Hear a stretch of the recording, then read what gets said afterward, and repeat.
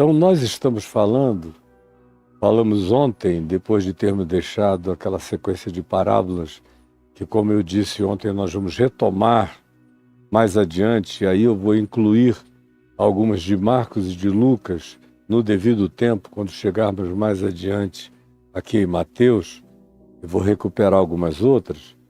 Depois de termos falado daquela sequência de parábolas do reino dos céus, nós chegamos com Jesus a Nazaré, que foi a cidade onde ele foi criado, sobre o que eu falei no dia de ontem, 1h30. E ele chega e foi para a sinagoga.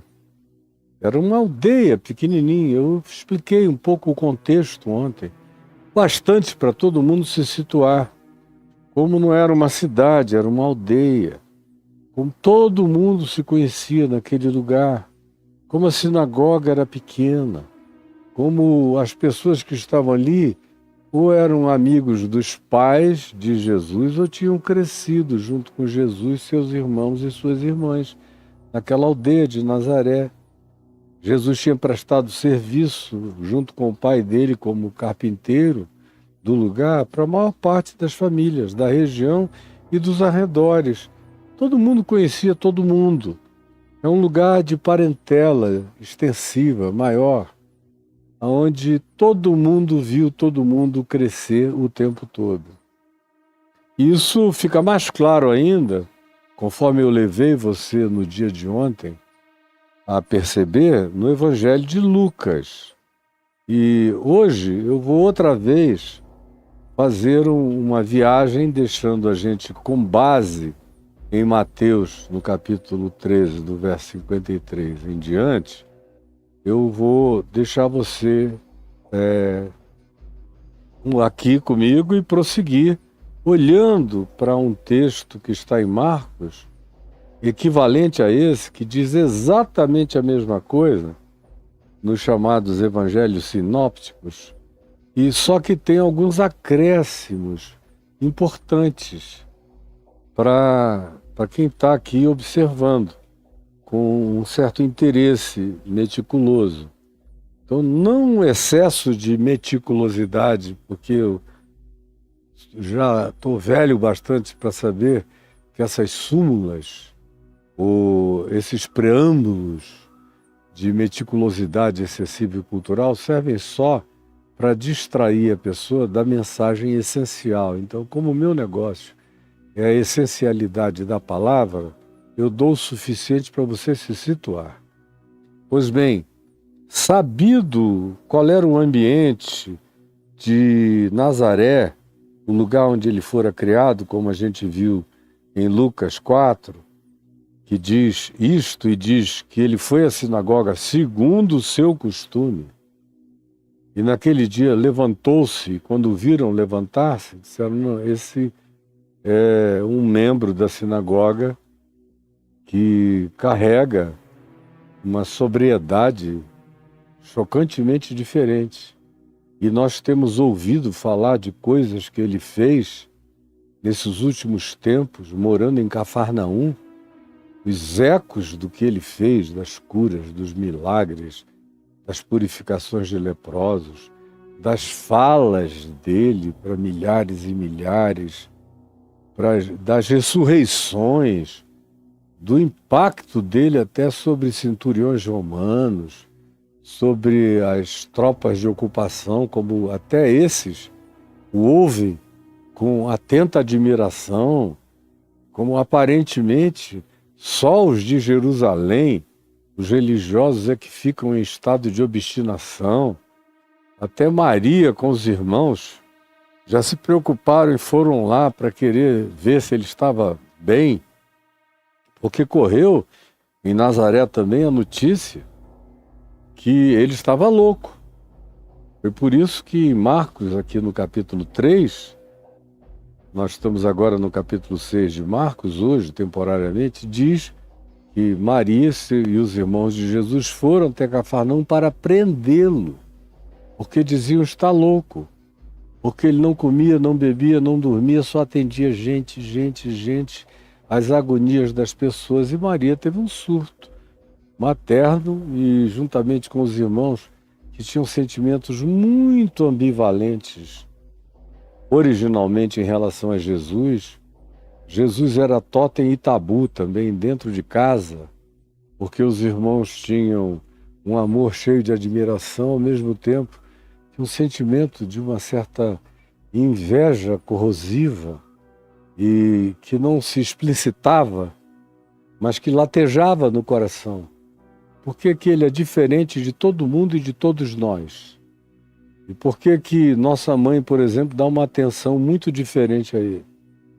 Por que que nosso pai deu uma atenção extremamente diferente a ele?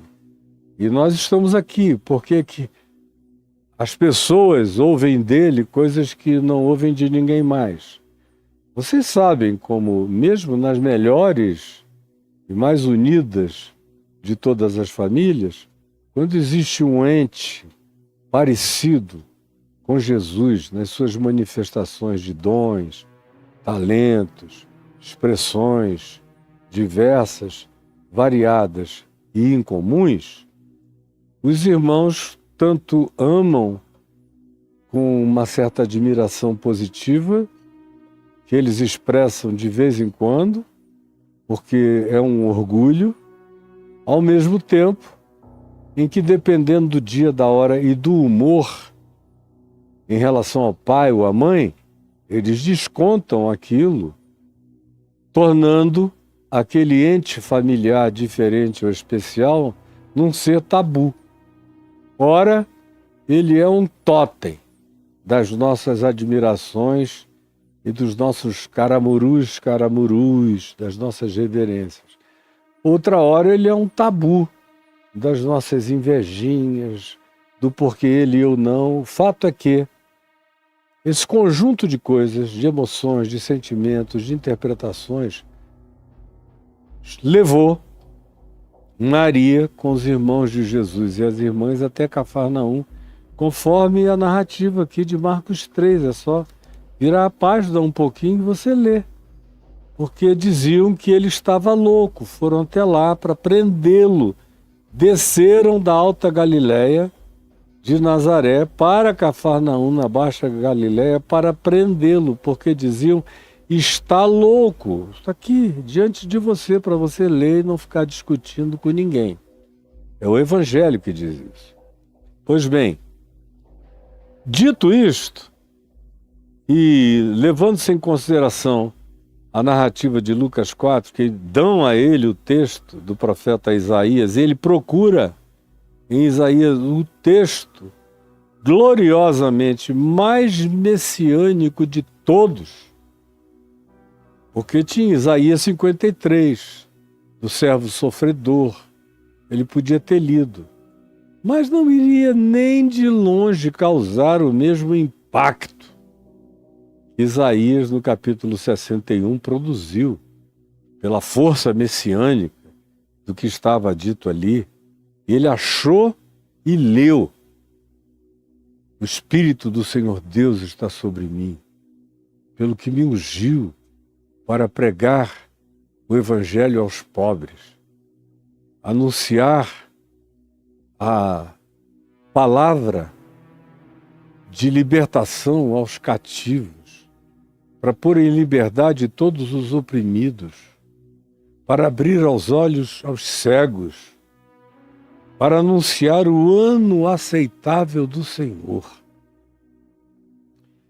E tendo dito isto, fechou o pergaminho, o manuscrito de rolo, o entregou na mão do secretário, do rabino da sinagoga, e olha na direção de todos ali e diz: hoje acabou de se cumprir essa profecia messiânica de Isaías aqui, em mim, na minha vida, diante dos olhos de vocês. Aí vocês viram comigo, eu fiz a leitura toda do choque. Aí Jesus usou aquelas ilustrações de Elias. Eu sei que vocês não iriam entender mesmo. E ninguém é profeta na sua própria terra, muito menos na sua própria casa. As hostilidades que a familiaridade supostamente presentes geram são de altíssimo nível de preconceito. Porque se eu cresci entre vocês, por que isso está se manifestando em mim e não em todos vocês?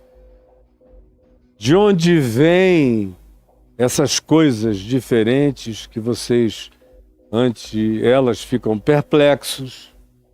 Eu entendo e sei que eu também não estou inaugurando uma era. Elias, por exemplo, que foi o maior profeta da antiguidade de Israel, assim considerado pelo rabinato e pelos mestres de Israel, não foi bem recebido pelos seus próprios. No tempo da fome e da sede, quando os céus cessaram de chover por 3 anos e 6 meses e todo mundo passou fome, tinha muita gente com fome, muita viúva padecendo. Mas ele não foi enviado a nenhuma das viúvas de Israel, senão a uma viúva fora das fronteiras, em Serepta de Sidom, onde ele operou um milagre. Ela teve provimento até o dia em que choveu e a terra voltou a brotar. Então, frequentemente, são os de fora que acolhem muito melhor do que os mais próximos. Os mais próximos ficam enciumados, adoecidos por uma presença tão maravilhosa, que é o que tanto Mateus, quanto Marcos, quanto Lucas afirmam que eles disseram, os de Nazaré. Que coisa maravilhosa, que maravilha é essa? Ficaram impressionadamente, positivamente chocados. Mas passou rápido aquele choque da maravilha, daquela totemização perplexa, e logo veio a dominação do tabu.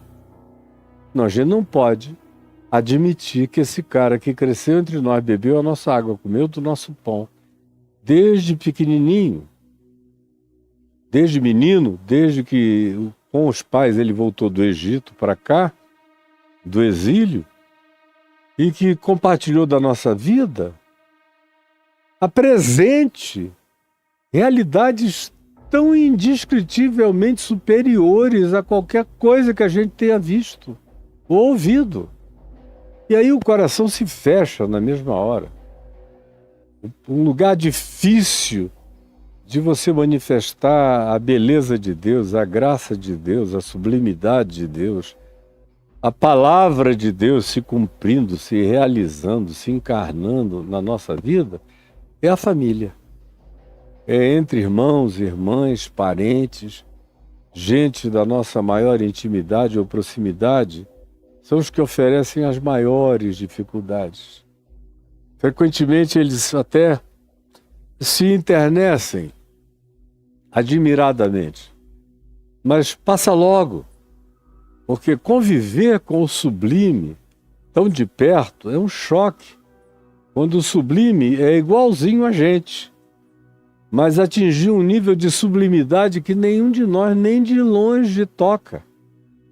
Um ser que habita acima das nossas melhores transcendências e que transita nesse ambiente com pacificação, com tranquilidade, com leveza absoluta, se sabendo o cumprimento e cumprindo as realidades mais sublimes do Evangelho de Deus anunciado aos homens, enquanto a gente vive de mesquinharia em mesquinharia, de mediocridade em mediocridade, de pequenez em pequenez, de ódio em ódio, de ciúme em ciúme, de raiva em raiva, de disputa em disputa, e o cara paira sobranceiro sobre tudo isso, é incômodo demais. De modo que a sensação de totemização passa rápido. E quando não passa confessadamente na boca de todos, passa, então logo haja um pretexto de qualquer que seja a natureza. O pretexto de Jesus foi ter tido a ousadia de, no sábado, na sinagoga, terminar de ler Isaías 61 e dizer: hoje essa profecia, que é a mais veementemente messiânica de todas elas, acabou de se cumprir diante dos olhos de vocês em mim. e fecha o livro e diz: está selado, está fechado, está consumado, está cumprido, estou aqui. Aí pronto. Aí eles começam a fazer perguntas: de onde vem? Como diz aqui Marcos 6, quando Jesus faz isso, Marcos não diz que ele leu o texto de Isaías, mas Lucas diz, explicita, foi o que a gente mostrou ontem, mas Marcos diz que eles se maravilhavam dizendo: de onde vem a este estas coisas?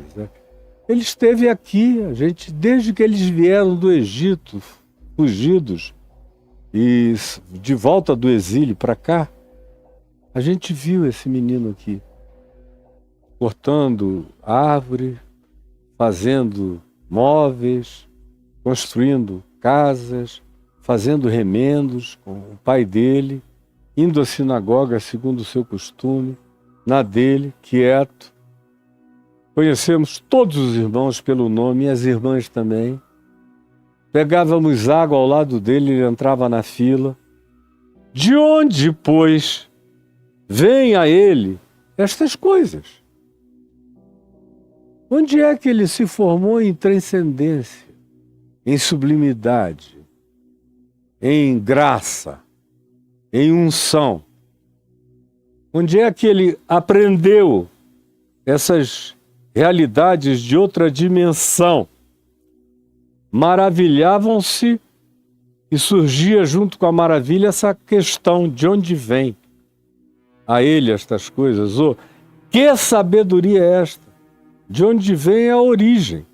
Que sabedoria é a qualidade? Que qualidade de maravilha, de entendimento, de compreensão, de cognição, de discernimento é essa? A gente não conhece nada igual, nem ninguém assim. Então, que sabedoria é esta? Não parece com a de Moisés, nem com a de Elias, nem com a de Eliseu, nem com a de Davi, nem com a de ninguém, nem com a de Salomão, nem com a dos nossos rabinos. Não parece com ninguém. Só parece com o inusitado. Então, que sabedoria é esta que lhe foi dada? E é óbvio que isso vem de algum lugar. Isso foi dado por uma intervenção superior. Que relação tem ele com esse nível de sublimidade tão inalcançável, mas que parece tão íntima dele? Então, que sabedoria é esta que lhe foi dada? E como se fazem tais maravilhas por suas mãos? Agora é o modus operandi, é o como. É uma magia? É algo que a gente aprende com...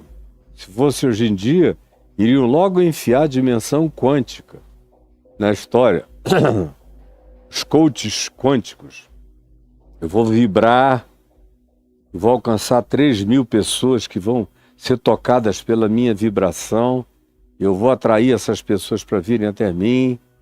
E é uma outra forma de magia, só usando a linguagem da mecânica quântica, mas é a mesma magificação supersticiosa que faz os cientistas da mecânica quântica ficarem tão furiosos com esses coaches quânticos e com um monte de gente que ouviu o galo cantar em algum lugar, não sabe nada de coisa alguma, mas vai se apropriando de maneira mágica e feiticeira do processo científico que vai sendo colocado num ambiente extremamente pobre de qualquer que seja a relação científica. Mas é a questão do modus operandi, como ele faz isso. A gente precisa de alguma explicação. Como é que ele opera? Ele tem algum segredo? Tem alguma magia? Tem alguma feitiçaria? Tem algum contato diferente, especial? Tem alguma relação esotérica que nos seja desconhecida? Como é que isso de fato se opera? Então eles perguntam pela origem, eles perguntam pela qualidade, eles perguntam pelo modus operandi. Lá em Nazaré, Ao mesmo tempo em que eles perguntam pelas origens. Escuta, esse aqui não é o filho do carpinteiro. Eles fazem questão de dizer, não é o filho de José, é do carpinteiro. Eles condicionam e configuram Jesus à carpintaria. Não a uma escola rabínica, não a um treinamento superior, não. Ele passou a vida aqui. E o pai dele não fez outra coisa senão ser carpinteiro. E ele é filho de Maria. É irmão de Tiago, José, Judas e Simão. E aqui entre nós vivem as irmãzinhas deles, lindas, bonitinhas, que a gente viu crescer. Algumas a gente até carregou no colo, menina. Cantei pra ti, dormi.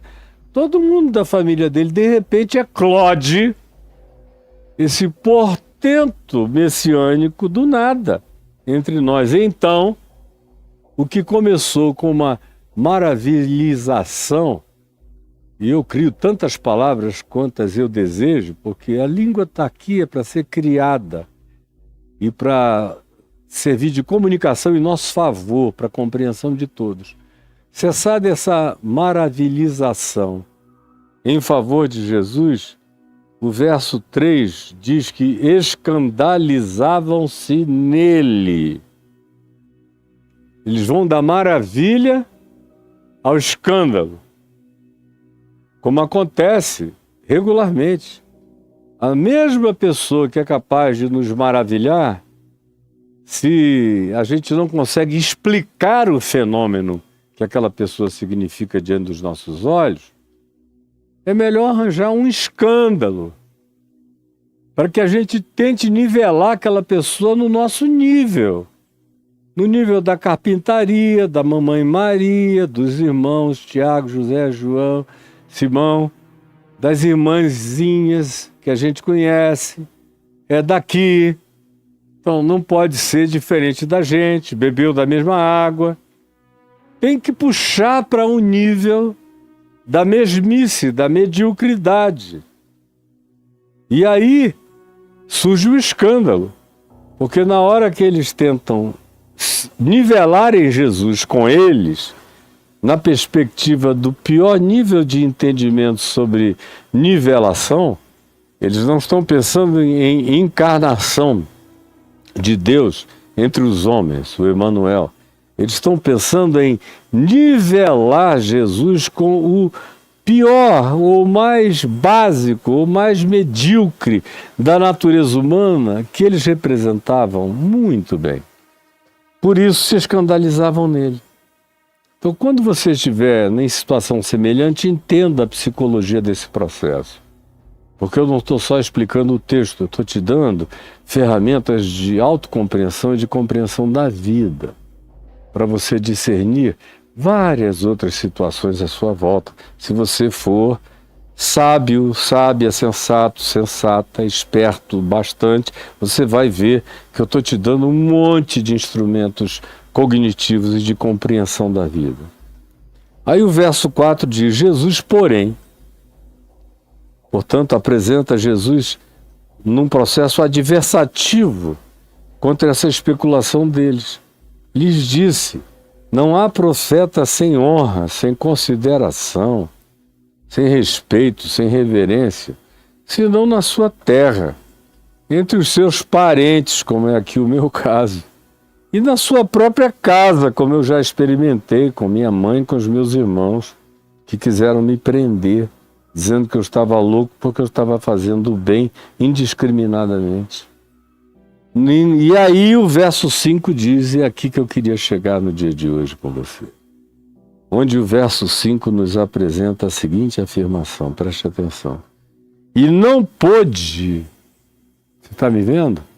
Não pôde fazer ali nenhum milagre. Isso é extraordinário, não pôde. Esse que diz, eu quero, fica limpo. Esse que diz, toda hora, não temas, crê somente. Esse que diz, eu irei curá-la, sabendo que iria. Esse que diz, de mim saiu o poder, diferente, porque alguém me tocou. Quem me tocou? Vazou o poder de mim. A filha do chefe da sinagoga está morta. Aí ele diz, eu vou até a tua casa e eu irei levantá-la da morte. Esse que trata as coisas impossíveis com naturalidade, sempre dizendo que os impossíveis dos homens são possíveis para Deus, tornando isso num mote da sua existência mais cotidiana, onde ele demonstra o tempo todo para todo mundo, de fato, que todas as impossibilidades humanas nele eram totalmente possíveis, simples e realizáveis. Se diz acerca dele que naquele lugar, por causa desse espírito, por causa desse olhar, desses preconceitos, dessas interpretações, dessa negatividade, desses escândalos criados, dessa tentativa de nivelar tudo para baixo e por baixo, de mediocrizar a graça de Deus, para que eles não se sentissem tão mal e tão distantes da sublimidade que demonstrava que o sublime pode brotar de qualquer chão, de qualquer lugar, de qualquer família, de qualquer aldeia, de qualquer grupo, de qualquer parentela, que pode vir do anonimato mais absoluto, que o divino pode eclodir sem pedir licença em qualquer lugar, o que faz com que todos nós sejamos potencialmente pessoas que possam viver o transcendente, o sublime, o melhor, o mais elevado, aquilo que seja excelentemente bom, que todos nós podemos praticar um caminho sobremodo excelente acima da mediocridade humana. O divisamento dessa possibilidade, dessa potencialidade, dessa capacidade é extremamente perturbador na média da mediocridade humana. E se for no ambiente caseiro, familiar, ou de contemporâneos muito próximos e imediatos, fica mais desagradável e insuportável ainda. Por isso Jesus não pôde fazer ali nenhum milagre. E aí os crentes me perguntam, como anteontem, conversando com um amigo das antigas, que se converteu comigo há 50 anos ou 49 anos, quando eu era pastor em Manaus, na Igreja Presbiteriana Central da Rua Silva Ramos, mas ele veio da Escola Técnica Federal, onde eu pregava com regularidade, ele e dezenas que estão lá até hoje, ou dos campos universitários, dos lugares os mais variados onde eu ia pregar praticamente todo dia. Pois bem, e ele me perguntando, escuta, deixa eu saber contigo, Caio, quando eu me converti com você, com seu pai, e eu vi tanto milagre acontecendo, era um tempo de tanto milagre, que eu fiquei chocado de ver os milagres, como vocês oravam, impunham as mãos, e as pessoas eram curadas das coisas mais loucas e impensáveis, com aquela quantidade enorme de possessos, genuinamente possessos, casos brabos, que aconteciam de serem subitamente libertos, o que ninguém encontrava solução há anos e anos e anos, de repente livres, imediatamente livres, subitamente livres, e nunca mais havia retrocesso, nem queda. Olha, nunca mais eu vi isso por aqui. O que será que está acontecendo? Aí eu falei, é a familiaridade. Vocês todos, e não só vocês aí, mas em qualquer lugar, vão virando filhos de Nazaré com o passar de pouco tempo. Todo mundo acaba sofrendo da síndrome de Nazaré. Se não mantiver o coração aceso, atento, apaixonado, renovado, realegrificado na alegria do Espírito Santo, refeito no amor de Deus, reestabelecido na graça operante de Deus na vida da gente, praticando sempre, sempre, de novo e todo dia, como coisa nova, tratando aquilo que a gente sabe que Deus faz como realidade miraculosamente inusitada, nunca se acostumando com a sublimidade, tratando a sublimidade como realidade sublime sempre, sem criar a naturalização da graça de Deus como coisa de somenos,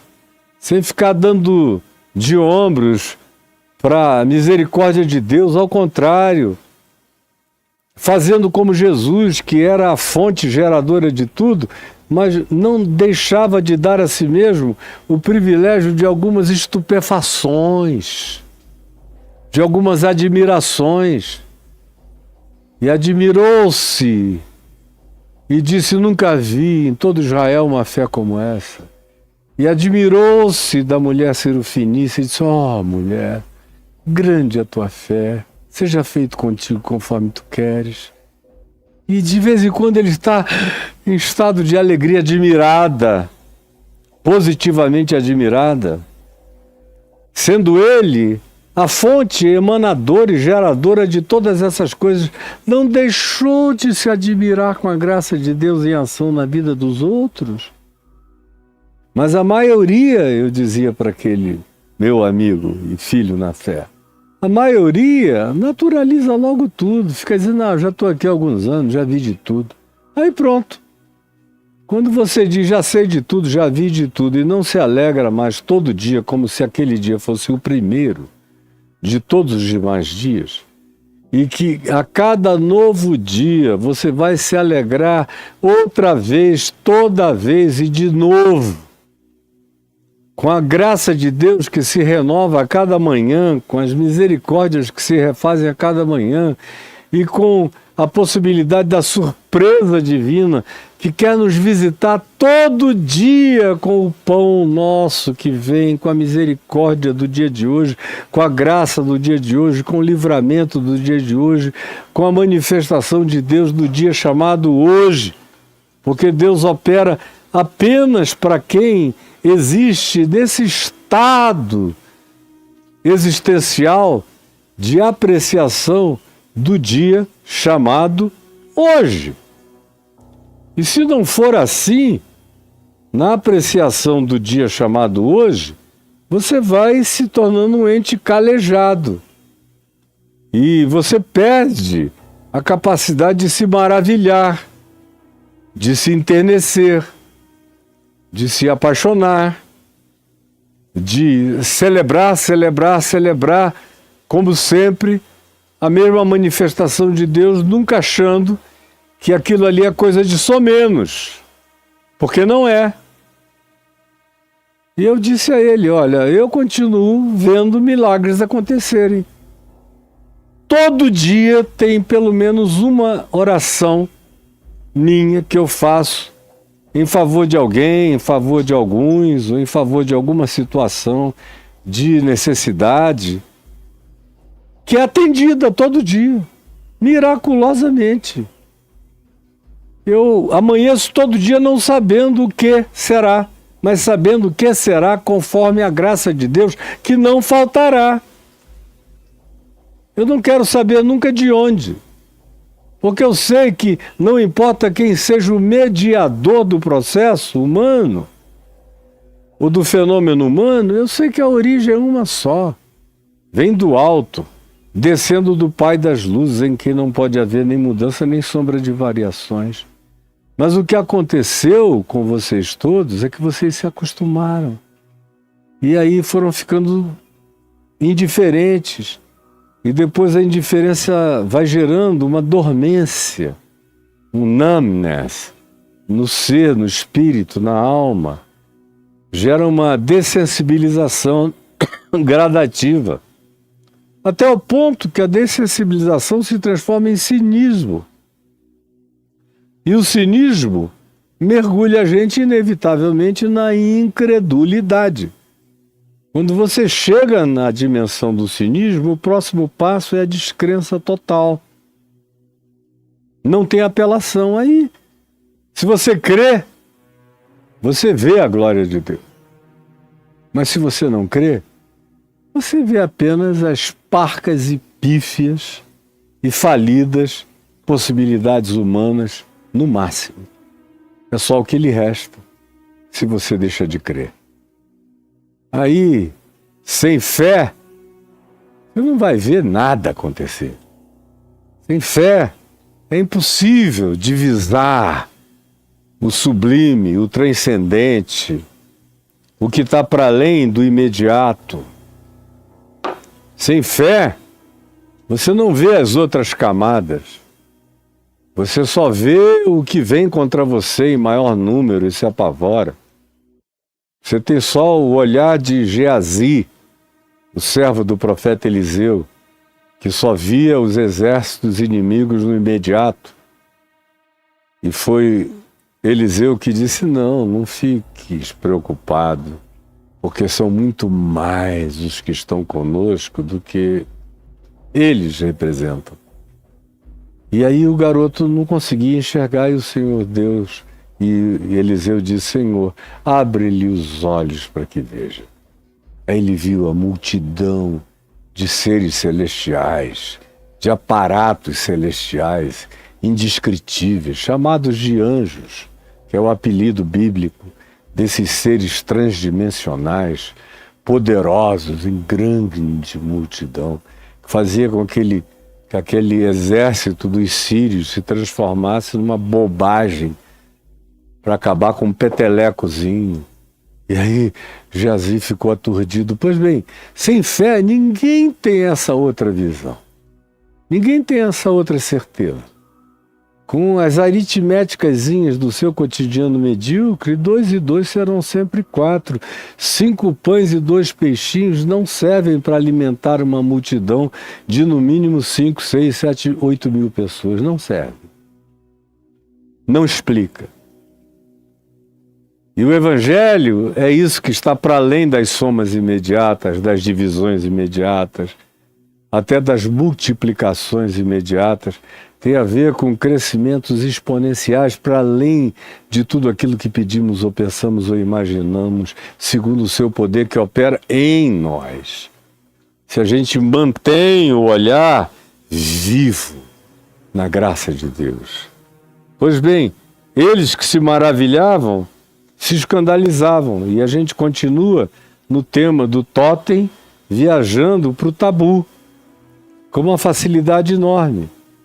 E frequentemente, quando eu vejo alguma coisa genuína se manifestando, eu fico logo esperando a hora em que vão arranjar algum pretexto, alguma desculpa, alguma pseudo-razão, alguma falsa justificativa, ou alguma invenção, alguma fake news, para ver se eles aplicam aquilo como um decalque, como uma cola, como algo a ser grudado em você, para você carregar aquele stick do preconceito, do estigma na sua vida, para que de maravilha totêmica você se transforme num tabu desprezível, odiento, de onde nada divino virá, apesar deles terem acabado de se maravilhar. Mas eles preferem, a psicologia humana prefere não ter Deus do que ter Deus se manifestando num nível semelhante ao nosso e nos revelando que nós só não somos daquele tipo, daquela qualidade, daquela origem, daquela natureza, e carregados daquelas mesmas possibilidades pelo nosso aferramento, pelo nosso enraizamento, pelo nosso apego profundo à mediocridade, ao racionalismo, às lógicas do pequenismo, da tolice proibitiva de qualquer coisa mais sublime. E aí, quando você começa a sentir que está sendo seduzido pela maravilha totêmica da manifestação da graça de Deus na vida de alguém, que é tão gente quanto eu, quanto você, isso, na maioria das vezes, dura pouco tempo. O pessoal fica logo procurando algo para servir de desculpa, de justificativa, para dizer, não, foi só um episódio, foi só uma ocasião, mas não, ele é tão igual a mim que eu não quero mais nem ouvir. Porque continuar te vendo, te ouvindo, andando contigo, se torna ameaçador. Se torna de uma provocação insuportável. Por isso é melhor encher o mundo de tabus do que ter referências totêmicas, sejam provocativamente elevadoras, sublimes, evocadoras de um nível superior e possibilidade mais elevada de viver, de existir, de ser, de manifestar, de realizar na vida. Então, como a grande maioria tem preguiça do divino, preguiça do sublime, preguiça do inusitado, preguiça do transcendente, preguiça do maravilhoso, eles preferem trazer tudo para esse nível, completamente empoeirado, elameado, baixo e pequeno. E aí isso bloqueia todas as percepções, a ponto de que é acerca de Jesus que se diz o que está afirmado no verso 5 de Marcos 6. Não pôde fazer ali nenhum milagre. Você já pensou? Jesus não conseguiu. Viu muita gente doente para todo lado, mas não pôde. Passou por todas essas pessoas, todo mundo que ele conhecia, pelo menos desde os 8, 9 anos de idade, quando voltou do Egito. Conheceu a vida inteira, sabia os apelidos, mas não pôde fazer nada melhor dentro de casa, pelos seus, pela parentela, pelos amigos, por aqueles que te viram crescer e que agora não conseguem explicar como de repente você aparece como uma pessoa totalmente expressiva de uma graça divina que esteve o tempo todo entre eles e eles não perceberam e agora estão chocados com a grandeza dessas maravilhas que Jesus faria entre eles, mas não pôde. Não pôde porque o coração estava blindado. Não pôde fazer ali, em Nazaré, na sua casa, entre os seus, nenhum milagre, senão curar uns poucos.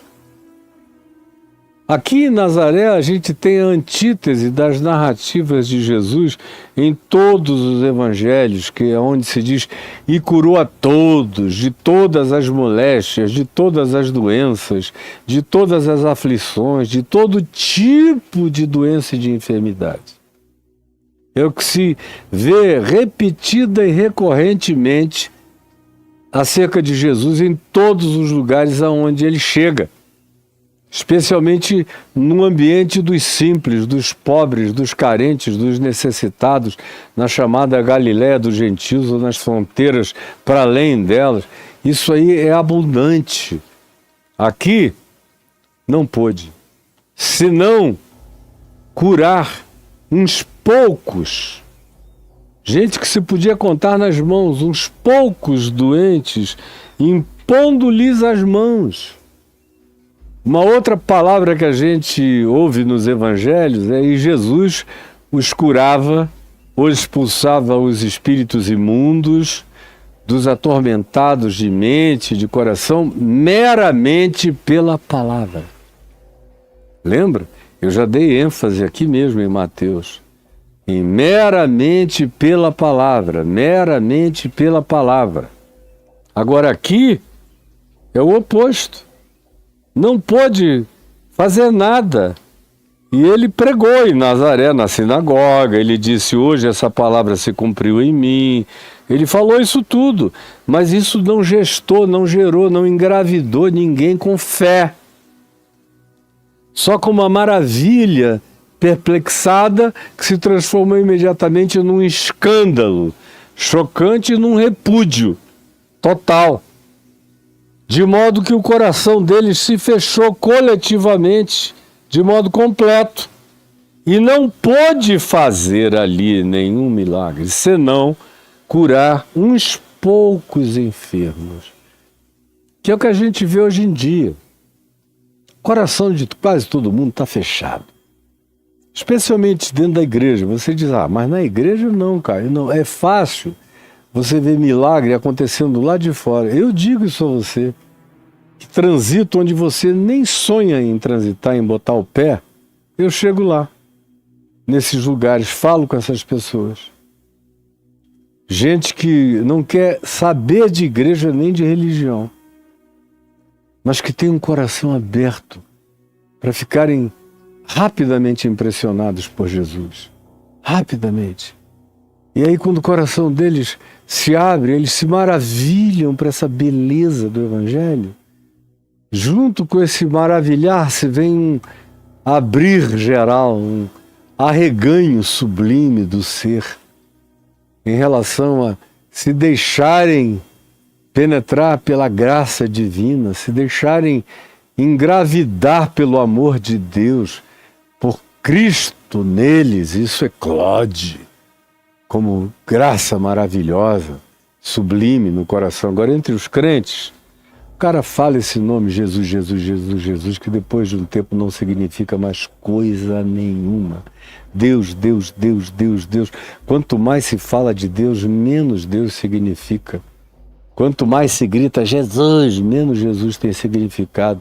Quanto mais se grita, menos se fala no silencioso, menos Deus no coração, menos Deus no interior do ser, menos Deus na quietude do quarto, menos Deus no silêncio da mente, menos Deus na intimidade do ser, menos Deus na visceralidade da nossa própria existência, menos Deus em tudo. Quanto mais Deus público, menos Deus íntimo.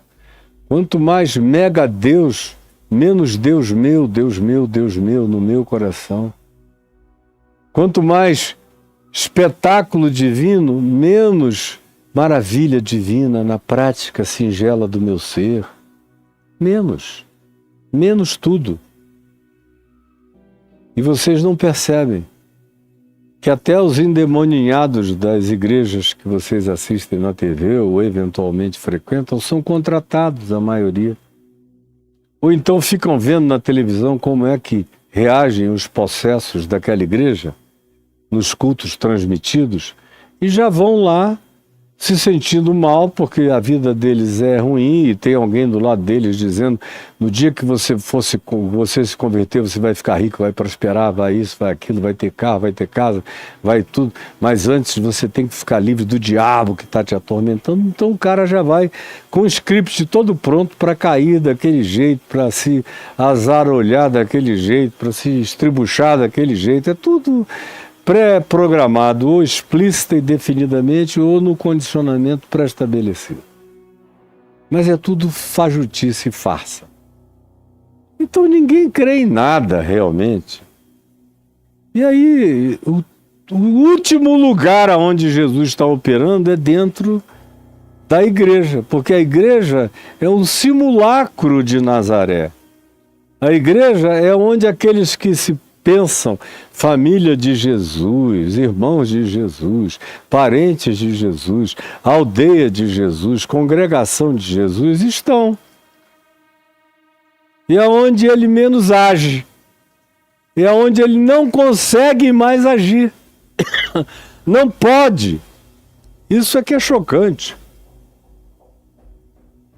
Ele pode entre os romanos. Ele pode entre os pagãos da Ciro Fenícia. Ele pode engadar em Gerasa com um homem possesso de uma legião de demônios, o louco da montanha. Ele pode ir em todos os lugares estranhos, para todas as pessoas esquisitas. Agora, para esse pessoal da pseudo-congregação da família de Jesus, ele não pode fazer nenhum milagre. É por isso que a igreja se tornou o lugar que mais fala de milagre, é onde menos milagres genuinamente acontecem. São milagres marsalinos, de um lado, ou então milagres contratados de outro, ou milagres de sugestão, tipo o showzinho da fé, que é um negócio assim com água com açúcar, que o cara levanta ali, é só velhinha que levanta ali, ele estica o braço, aí a bichinha tá ali. Aí daqui a pouco, volta no dia seguinte. De vez em quando você vê uns vídeos da mesma pessoa 30 vezes. Voltei porque eu preciso de cura para minha dor de barriga. Ao invés de ir num médico, aí fica ali aquela recorrência do mesmo medíocre e transformador de qualquer que seja a sublimidade do milagre numa corriqueiridade completamente patética, que aparentemente poucos de vocês notam. Mas não pôde fazer ali nenhum milagre, senão curar uns poucos. Na igreja, que vive a síndrome de Nazaré, e toda a igreja, depois de um tempo, todo crente, depois de um tempo, vira membro da aldeia de Nazaré. Inevitavelmente, quase todos. Só uns poucos não, mas a maioria sim. A graça de Deus na igreja, infelizmente, alcança poucos.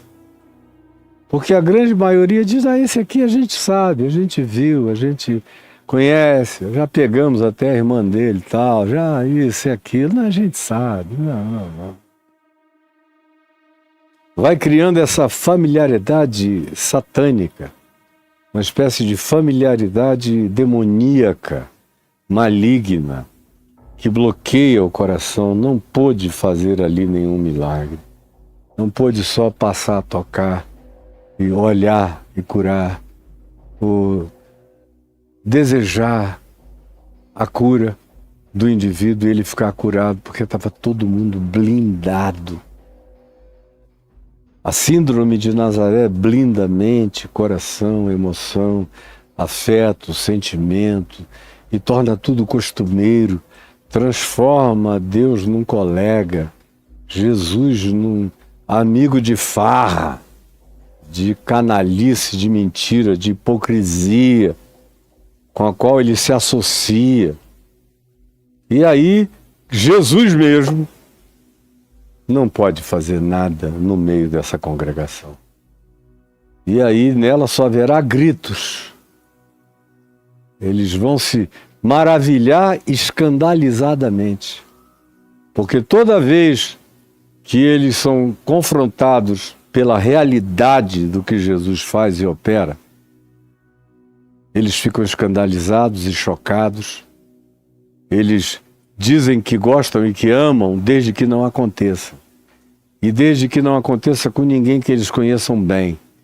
E desde que não aconteça com alguém que seja absolutamente humano, mas que resolveu se entregar à graça mais sublimemente divina. E nele essa graça começou a operar. Aí eles fecham o coração, porque isso os responsabiliza e os convoca para a possibilidade de um nível de experiência de vida que eles não querem ter. Não pôde curar e fazer nenhum milagre, se não curar, milagre nenhum.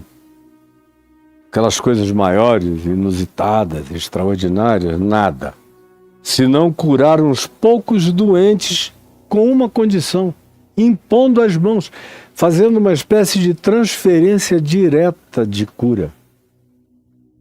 A imposição das mãos carrega uma fenomenologia de transferência. É por isso que Paulo diz a Timóteo para não impor precipitadamente as mãos dele na ordenação de pessoas. Há uma espécie de cumplicidade na imposição das mãos. no mínimo. Em outras ocasiões, a lucidez, a consciência da imposição das mãos carrega uma certeza de transferência de graça, mediante a vontade do toque. Quando aqui em Marcos se diz não pôde curar senão uns poucos enfermos, impondo-lhes as mãos, fica muito claro que a imposição das mãos é um recurso de natureza final e básica para alcançar aqueles que não têm, pela fé desenvolvida, a capacidade de se apropriarem sem toque, sem sensorialidade, sem presença, sem a certeza de que tem um corpo a corpo acontecendo. Nesse caso aqui de Nazaré, os que ele conseguiu ajudar eram os que tinham um remanescentezinho de fé que podia acolher essa manifestação do toque, da sensorialidade bondosa, benfazeja, abençoadora, desejadora de cura. Isso abria ainda o coração desses poucos. Porque quando de fato os grupos humanos estão predispostos em fé, eu aqui desse lugar estou pregando, estou falando, estou ensinando, e eu sei que aqui dentre os que estão me ouvindo e dos milhares que vão me ver e ouvir depois, existem aqueles que estão com o coração totalmente maravilhado, aberto e não bloqueado. E esses são curados meramente pela palavra. Eu não preciso ir a lugar nenhum, basta sair daqui de casa quando é necessário. Às vezes vem aqui em casa me dizerem, eu estava ouvindo o senhor, eu fui curado disso ou daquilo. Mas agora, no Rio, por exemplo, eu fui pregar numa roda de samba, na Glória. Lá, no meio daquela multidão, 2 ou 3 ou 4 vieram até mim me falando. Eu te vejo e te ouço todo dia e eu tenho sido curado de coisas que são inacreditáveis, meramente pela palavra. Já até a expressão do Evangelho eles guardaram no coração e sabem que pode ser meramente pela palavra. E em outros lugares onde eu estive pregando no Rio, ouvi os mesmos testemunhos. Ou em podcasts que eu fui, onde começa de um jeito, num deles, todo mundo era agnóstico e um era ateu, de uns 5 ou 6 assim em volta. No final de 3 horas de conversa, tinha uns 2 ou 3 chorando.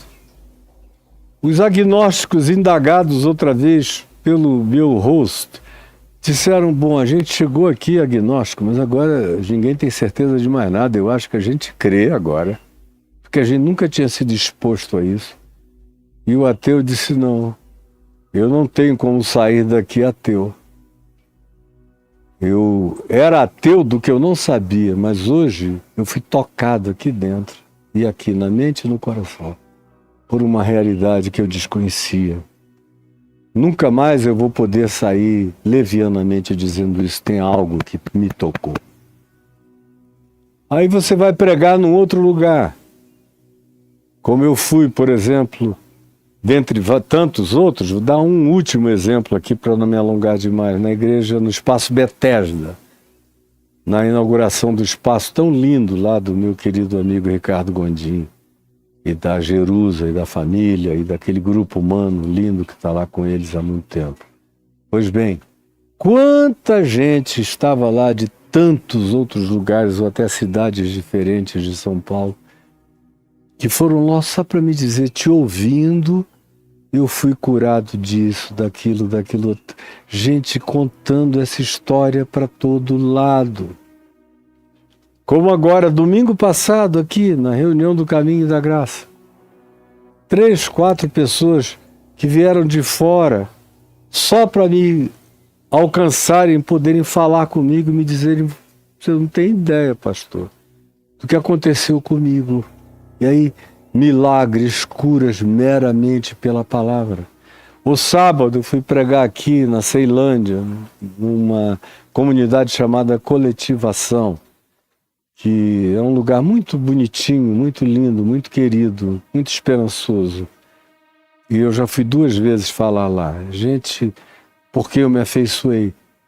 3 ou 4 pessoas me procuraram até eu ser levado de volta para casa, ser trazido aqui para casa, me contando, dentre tantas que só queriam tirar fotos, dar beijinhos e abraços, contando do que tinha acontecido de milagre na vida delas, me assistindo no celular ou num computador distante. Por quê? Porque não sofrem da síndrome de Nazaré, que é essa que transformou o tótem num tabu desprezível. E aí até Jesus entra no pacote. Para muita gente, Jesus começou como Deus. Hoje ele é apenas uma confissão supersticiosa de poder, mas não tem mais a soberania, nem o senhorio, nem a realidade dele, ante a qual o coração humano se curve, se quebrante, se ponha genuflexo, com adoração sincera, renovada todo dia, todo dia, todo dia. Eu espero que essa entrada aqui, Nazaré, tenha ajudado você a enxergar o que você não quer para você. Eu, por exemplo, não quero para mim o modo como o verso 6 de Marcos 6 conclui dizendo: e admirou-se Jesus da incredulidade deles. Ele se admirou da fé do centurião romano, da fé da Cirofenícia, do homem louco da montanha. Tinha um monte de outras pessoas, mas esses aqui, da casa dele, da congregação que dizia: a gente sabe tudo sobre ele, da igreja de Nazaré, ele admirou-se da incredulidade deles. Contudo, apesar deles, ainda andava pelas outras aldeias, nas vizinhanças, nas proximidades, ensinando. Sobrou o ensino, não mais milagre, porque o milagre demanda uma fé mais aberta. O ensino qualquer um pode ouvir, para praticar tem que ter fé aprofundada. E o milagre e a cura tem que ser aquilo que é acolhido, sem medo, sem dúvida, sem titubeio, sem serás, mas com certezas de coisas que se esperam, convicção de fatos que se não veem. Senhor Jesus, vivo, vivo, vivo, vivo como és e como estás. Eu te peço que tu nos salves de nos tornarmos membros dessa igreja de Nazaré, dessa congregação dos parentes viciados, dos que têm informação entorpecente, que já não permite qualquer sensibilização da mente, da alma, do coração, que já não gera mais nenhuma alegria ou novidade de vida no espírito daqueles que ouvem, que se tornaram inicialmente maravilhados, em admirados, em questionadores, em habituados, até se tornarem completamente indiferentes e cínicos e incrédulos e capazes de produzir perplexidade negativa em Deus, como a maioria de nós se tornou. Eu quero pedir que o teu Espírito faça aquilo que nenhum ser humano consegue, que é tirar essa casca grossa da alma e do coração daqueles que estão aqui agora, me vendo, me ouvindo. É o que eu te imploro, em nome de Jesus. Amém e amém.